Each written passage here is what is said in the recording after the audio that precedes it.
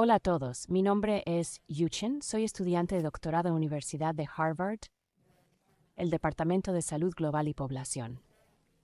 Y hoy voy a hacer una breve introducción a la investigación cualitativa. Así que retrocedamos a un día típico en sus clínicas. Los bancos están llenos y los pasillos muy concurridos. Un joven de 23 años llega a su clínica tras sufrir un accidente de moto. Está en estado de shock, siente dolor y apenas está consciente. Su pierna está destrozada. Es una fractura abierta de grado 3C. Usted observa la situación y sabe que esto no se puede salvar. Le estabilizas, explicas la situación y recomiendas proceder con una amputación. Es la única opción a seguir, la más segura. Y luego sacuden la cabeza y dicen, no, prefiero que muera antes que perder mi turno. Así que vuelves a intentarlo con más delicadeza. Le explicas detalladamente el riesgo de infección y el peligro de esperar. Pero él no cambia de opinión, ni su familia tampoco. Y te das cuenta de que no es el único. Sus familiares tampoco lo son. Empiezas a ver que otros pacientes toman decisiones similares. Gente que rechaza amputaciones, que pospone operaciones vitales, que declina procedimientos que podrían restablecer funciones o incluso salvar vidas. Al principio es fácil centrarse en los hechos clínicos, el grado de fractura, la lesión vascular, el riesgo de infección. Pero tras ver caso tras caso así, uno empieza a preguntarse, ¿qué estamos pasando por alto? El problema no es solo médico, no es solo de conocimientos o de accesibilidad. El problema radica en las historias que no estamos escuchando ahora. La pregunta que no hemos aprendido a hacer, aquí es donde puede entrarse en juego la investigación cualitativa. Puede ayudarnos potencialmente a entender por qué los patrones siguen ocurriendo. Así que tenemos dos tipos de investigación, la cuantitativa y la cualitativa. ¿Cómo las diferenciamos? La investigación cuantitativa va en números. Ejemplo, el 30% de los pacientes de álgebra rechazan la cirugía. Nos ofrece una información breve, datos numéricos de sociedad, pero no explica por qué los pacientes rechazan la cirugía.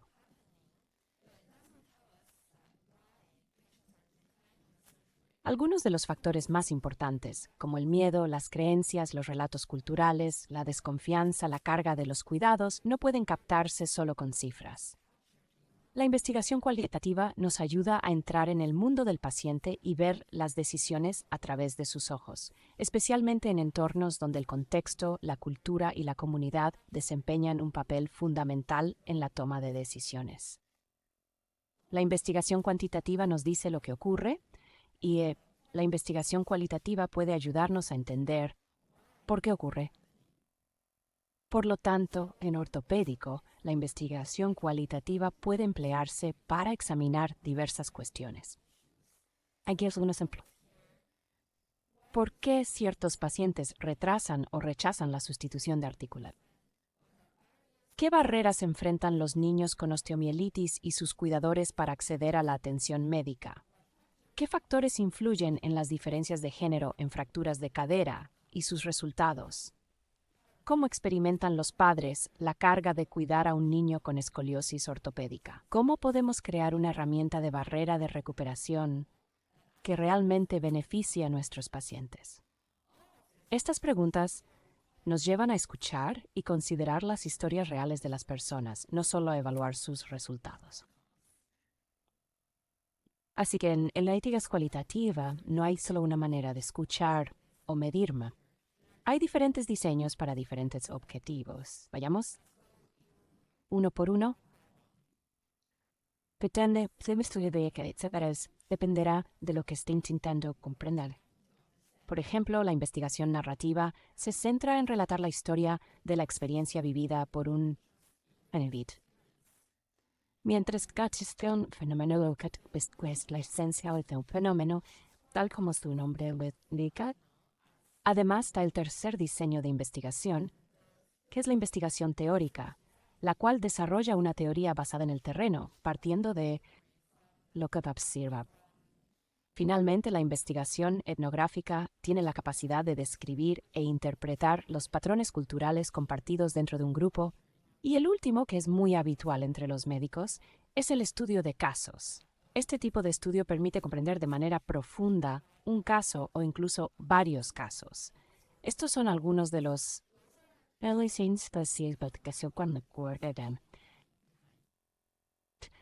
aquí proporcionan ese ejemplo porque es un estudio. ¿Viste? Proches pueden y tratar de entender qué podría ser un buen ejemplo, qué podría ser un buen diseño para cada uno de esos ejemplos. Aquí hay símbolos correlacionados con cada uno de los diseños de estudio. Guay. Bien, es como la cirugía tiene diferentes herramientas para diferentes trabajos. La investigación en cualitativa múltiples formas de recoger datos. And informen, que normalmente es en forma de entrevistas, puede ser uno a uno o en grupo. Y la segunda es observacional. Este es más como usted mira lo que está sucediendo en las clínicas, en las guerras, en la comunidad. O simplemente observas el entorno. Hay ocasiones que te irtes en mis problemas de la comunidad. En la que estás observando y tratas de participar y de vivir la experiencia. Muchas veces sucede que los investigadores hacen que alguien finja ser el paciente para entrar en la clínica e interactuar con el proveedor de cuidados, para entender mejor la dinámica de la interacción y lo que ocurre en las clínicas. Este es un ejemplo de observación participativa. El estudio se utiliza como una forma de recoger datos. Además, en tercer lugar está la revisión de documentos, la cual abarca la revisión de documentos de historias clínicas, informes de políticas y finalmente las técnicas participativas que se basan en la práctica comunitaria. Un ejemplo de esto sería la fotovoz. Por ejemplo, das respecto a los patrones dietéticos de los niños de los pacientes, pídeles que saquen una foto de su desayuno, lo anoten y lo hagan. Rápidamente, es varios ambientes para mentes. Si que deseas que narren la historia utilizando las fotografías que ellos mismos capturan. A veces basta con utilizar una técnica para responder a la pregunta de investigación. También hay ocasiones en las que se opta por una combinación de varias. De las 4 metodologías que tenemos, me gustaría centrarme especialmente en la de la información, ya que es la que se emplea con mayor frecuencia y además incluye procedimientos muy específicos sobre cómo llevar a cabo una entrevista, ya sea a un grupo o a un individuo.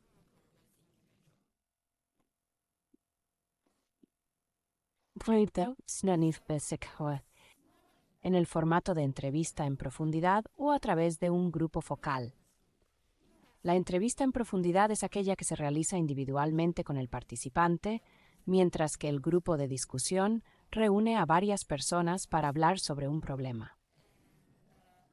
Ahora voy a entrar un poco más en detalle sobre estos dos métodos. Así,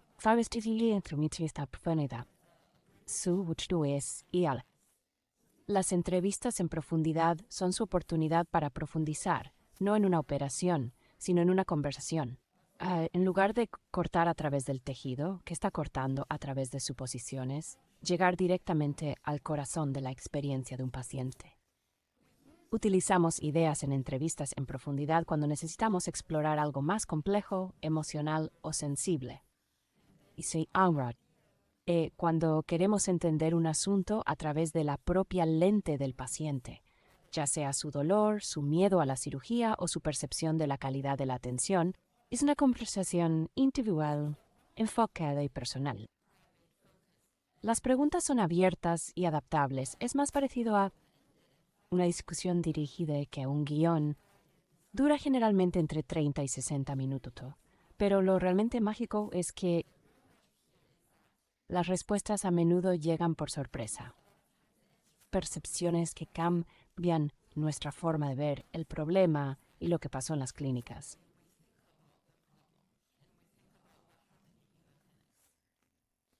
Si pensamos en una entrevista en profundidad como una visita clínica individual, los grupos de discusión son como una ronda de visitas o una reunión de equipo.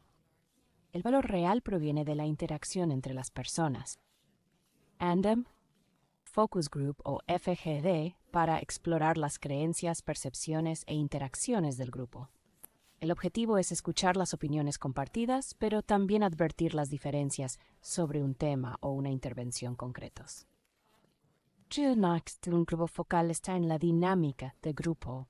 La historia de una persona puede despertar la memoria de otra. Alguien puede discrepar y se desarrolla una discusión. Es en ese momento cuando te haces una idea más clara de cómo piensan las personas en conjunto. Probablemente entre 4 y 10 participantes, guiados por un moderador de UMM que mantiene el debate fluido, además de ser apoyado por un observador o anotador que se encarga de captar lo que es triste y lo que no lo es. Las sesiones pueden durar entre 1 y 2 horas y son especialmente útiles para poner a prueba ideas o evaluar programas. En resumen, los grupos focales no solo dan una respuesta, sino también la conversación que las genera. Ya hemos analizado por separado la entrevista en profundidad y el debate en grupo focal, FGD, pero ¿cuál decidir fácil? La tabla que te ayuda a comparar sus tendencias y limitaciones. Respecto a las fortalezas de las entrevistas en profundidad, son más adecuadas cuando se requiere privacidad. Cuando se necesita profundizar en una conversación, disminuyen la presión grupal y crean un espacio seguro para que la gente comparta historias personales como los temores sobre la cirugía o las dificultades durante la recuperación. También son flexibles. Puedes hacer un seguimiento y profundizar si la respuesta te parece interesante o perspicaz. En cuanto a los puntos fuertes de Cruzcageles, son excelentes cuando se busca la interacción. Como hemos dicho antes, son estupendos para hacer lluvias de ideas, explorar la dinámica de grupo y comprender tanto las experiencias compartidas como las diferenciadoras. El debate a menudo suscita ideas que no surgirían en una conversación individual. Y en cuanto a las sesiones de asamblea, la entrevista en profundidad puede requerir muchos recursos y tiempo. Además, las respuestas pueden verse influidas, incluso involuntariamente, por el tono del entrevistador, sus suposiciones o su relación con el participante. Y limitación para el grupo focal aquí. Allí. Por otro lado, no es ideal para temas muy delicados o profundamente personales. En un grupo, las personas pueden contenerse si se sienten juzgadas o incómodas. Por lo tanto, la elección no se centra en qué método es superior, sino en adaptar el método a la pregunta. Si requiere profundidad y privacidad, opte por las ideas. Si busca interacción y perspectiva grupal, elija el grupo focal o a veces use ambos para obtener una imagen más completa. Hasta ahora hemos hablado del qué y el por qué de los métodos cualitativos. Ahora veamos cómo. Realizar una entrevista en profundidad o un grupo focal no es un esfuerzo chequeado. Ejemplo es muy destructivo y al igual que siempre países que operan el primer paso que queremos dar es determinar una pregunta de investigación. En sí, nos has investigado ¿qué queremos entender? Que los números nos den. Quizás se base en tu experiencia clínica, pero aún sin respuesta en la literatura actual. Luego, sigo los participantes. Cuando sabemos lo que hemos estudiado y decidido, debemos escuchar a quienes tienen experiencia directa y en vivo del tema, ya sean pacientes, cuidadores o trabajadores de la salud. Es esencial identificar a esos participantes. Luego, seleccionamos el formato. La entrevista será individual o grupal, cara a cara o telefónica. O se consideran los diferentes modos de entrevistas.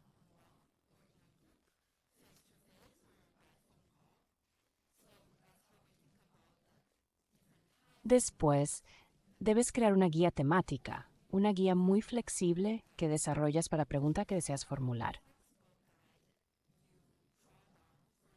No es simplemente un guión, sino más bien una guía para formular las preguntas. Está diseñada para provocar la conversación y explorar lo que realmente es importante para los participantes, de manera que se disponga de algo a mano que sea coherente entre diferentes personas. Y respecto a la formación, no es cualquiera quien realiza las entrevistas, sino que buscamos que capacite al personal para que puedan hacer preguntas sin dirigir, escuchen con atención y respondan con respeto. El personal se encarga de garantizar que recopilemos datos de manera ética y de alta calidad. Y luego, por último, queremos identificar el lugar donde realizamos la entrevista. Realmente importa. No queremos realizar la entrevista en medio de una sala de espera abarrotada porque queremos respetar a los participantes que acuden a la investigación. Así que buscamos un espacio tranquilo y privado que permita a los participantes hablar libremente sin distracciones, dudas o miedo a ser escuchados. Antes de la entrevista, es necesario obtener el consentimiento del participante. Debemos platicar en qué consiste estudios. Este estudio no está relacionado con su caso o la factura del hospital. Le damos la oportunidad de hacer preguntas. Debemos obtener el consentimiento firmado de los participantes antes de iniciar la entrevista o el grupo de discusión. Y nuevamente, su participación debe ser totalmente voluntaria para el estudio. Y por último, es necesario pilotar y perfeccionar la guía temática que se ha elaborado tras llevar a cabo unas cuantas entrevistas. Comienzas con unas pocas entrevistas utilizando la guía que diseñaste previamente. Sin embargo, después de las primeras entrevistas, te das cuenta de que muchos pacientes mencionan temas que no habías considerado, pero que realmente merecen la pena explorar en mayor profundidad. Por lo tanto, tendrás que revisar nuevamente la guía, la indicación, asegurándote de que tienes todas las preguntas necesarias. De esta manera, podrás preparar de manera más adecuada tus futuras entrevistas basándote en la información que ya has recopilado. Y tu guía de entrevista evoluciona. Este proceso no es lineal, sino iterativo. Puedes regresar repetidamente para mejorar tu guía tras escuchar algo inesperado. Esa es la fortaleza del trabajo cualitativo.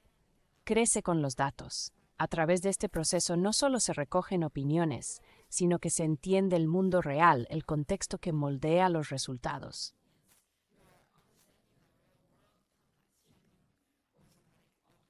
Para tratar rápidamente, hoy inicia a la cometistewa. Desde entender lo que pasa en nuestra práctica hasta descubrir por qué sucede. Estudiamos diseños de investigación cualitativa y métodos de recopilación de datos, enfocándonos en las entrevistas, incluyendo entrevistas en profundidad y grupos de discusión. Vimos cómo las entrevistas en profundidad ofrecen privacidad y profundidad, y los grupos de discusión aportan energía grupal y perspectivas compartidas.